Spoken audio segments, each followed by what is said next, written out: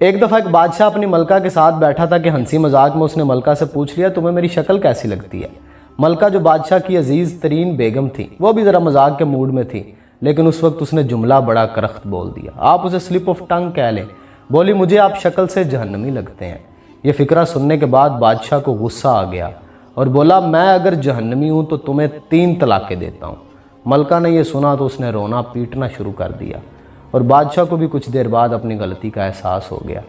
اگلے دن بادشاہ سلامت نے ملک کے تمام علماء، مفتی صاحبان اور اماموں کو دربار میں بلا لیا اور ان سے پوچھا کہ کیا اس طریقے سے میری طلاق ہو چکی ہے؟ سب کا باری باری یہی کہنا تھا کہ ہاں آپ کی طلاق ہو چکی ہے اور شریعت کی روشنی سے ملکہ عالیہ اب آپ کی زوجہ نہیں ہے۔ اس محفل میں ایک نوجوان مفتی بھی موجود تھے۔ وہ ایک طرف ہو کے بالکل خاموش بیٹھے رہے۔ بادشاہ نے ان سے بھی یہی سوال پوچھا تو انہوں نے کہا جناب یہ طلاق نہیں ہوئی کیونکہ آپ نے مشروط طور پہ کہا تھا کہ اگر میں جہنمی ہوں تو تمہیں 3 طلاقیں دیتا ہوں، اور ابھی تک یہ طے نہیں ہوا کہ آپ جہنمی ہیں کہ نہیں ہیں۔ آپ کو اگر کوئی شخص جنتی ہونے کی ضمانت دے دے تو پھر آپ کی طلاق نہیں ہوگی۔ بادشاہ سلامت نے جوشیلے انداز میں پوچھا لیکن مجھے اس کی ضمانت دے گا کون؟ سب نے اس سوال کے جواب پہ اپنے سر جھکا لیے کہ دنیا میں کون شخص جنتی ہے اور کون جہنمی ہے، اس کی کوئی ضمانت کیسے دے سکتا ہے بھلا؟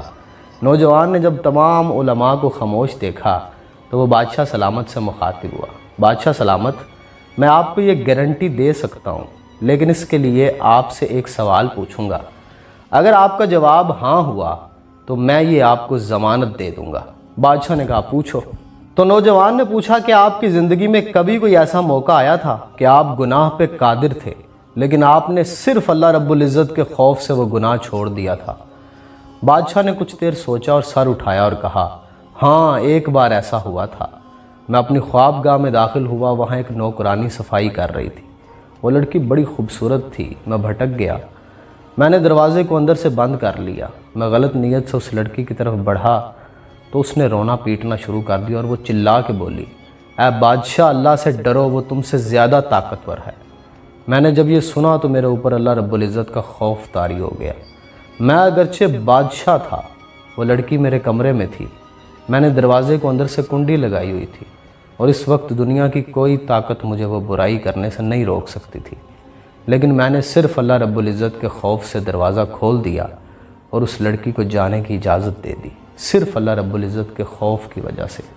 یہ سن کے وہ نوجوان مسکرائے اور انہوں نے قرآن حکیم کی یہ آیت تلاوت فرمائی جس کا ترجمہ ہے جو اپنے رب کے سامنے کھڑے ہونے سے ڈر گیا اور اس نے اپنے نفس کو خواہشات میں پڑنے سے بچا لیا تو ایسے شخص کا ٹھکانہ جنت ہوگا۔